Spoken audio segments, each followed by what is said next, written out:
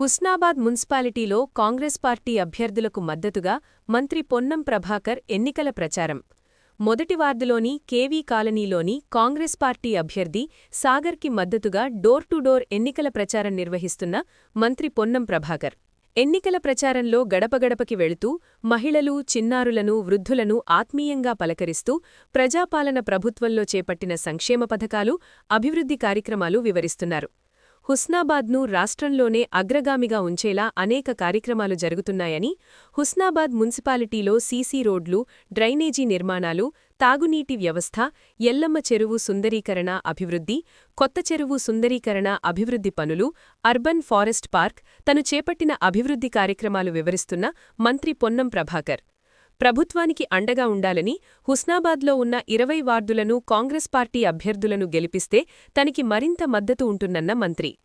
ప్రజాపాలన ప్రభుత్వం అమలు చేస్తున్న సంక్షేమ పథకాలు, ఇందిరమ్మ ఇళ్లు, సన్నబియ్యం, రేషన్ కార్డుల పంపిణీ, ఆర్టీసీలో మహిళలకు ఉచిత బస్సు ప్రయాణం, 200 యూనిట్ల ఉచిత విద్యుత్, 500కి గ్యాస్, సన్నవడ్లకి 500 బోనస్, రైతు భరోసా, రైతు రుణమాఫీ, మహిళలకు వడ్డీలేని రుణాలు, 1 కోటి మంది మహిళలను కోటీశ్వరులను చెయ్యాలనే లక్ష్యంతో ప్రత్యేక పథకాల అమలు, మహిళలకు ఇందిరమ్మ చీరలు, ఉద్యోగాల భర్తీ తదితర పథకాలను వివరిస్తూ కాంగ్రెస్ పార్టీ అభ్యర్థులను గెలిపించాలని ఇంటింటా ప్రచారం నిర్వహిస్తున్నారు.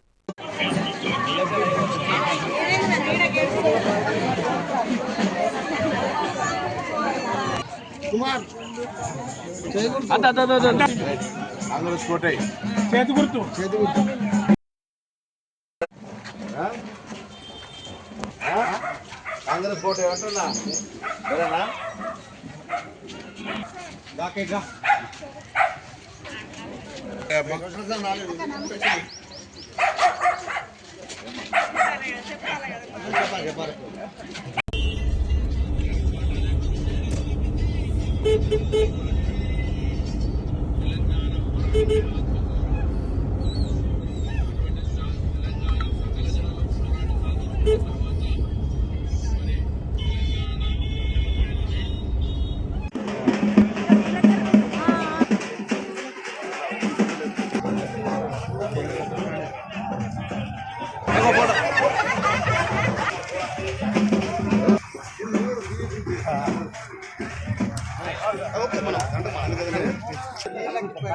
ఎలక్షన్ ఓట్లు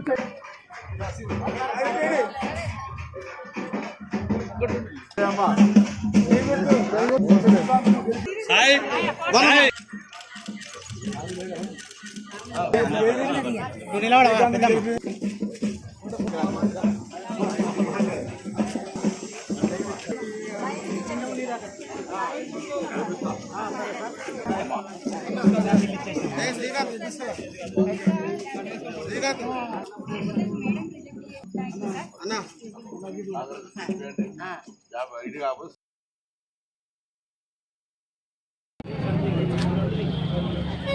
ఓకే. తెలంగాణ ఏర్పాటు అనేటువంటిదే సెల్ఫ్ రెస్పెక్ట్. తెలంగాణ పోరాటమే ఆత్మగౌరవం. అటువంటి తెలంగాణ సకల జనులు పోరాడి సాధించుకున్న తర్వాత మరి తెలంగాణ ప్రజలపైననే, తెలంగాణ రాజకీయ నాయకులపైననే, తెలంగాణ అధికారులపైననే, వారి కుటుంబ సభ్యులను సైతం వదలకుండా ఫోన్ ట్యాపింగ్ చేయడం అనేటువంటిది అతి నీచమైన నేరం. అందుకు సంబంధించిన విచారణలో భాగంగా పిలిస్తే దాన్ని రాద్ధాంతం చేస్తూ హింసాయుతమైనటువంటి పిలుపులను ఇస్తూ మరి రాజకీయపరమైన లబ్ధి పొందే ప్రయత్నం చేస్తూ ఉన్నారు.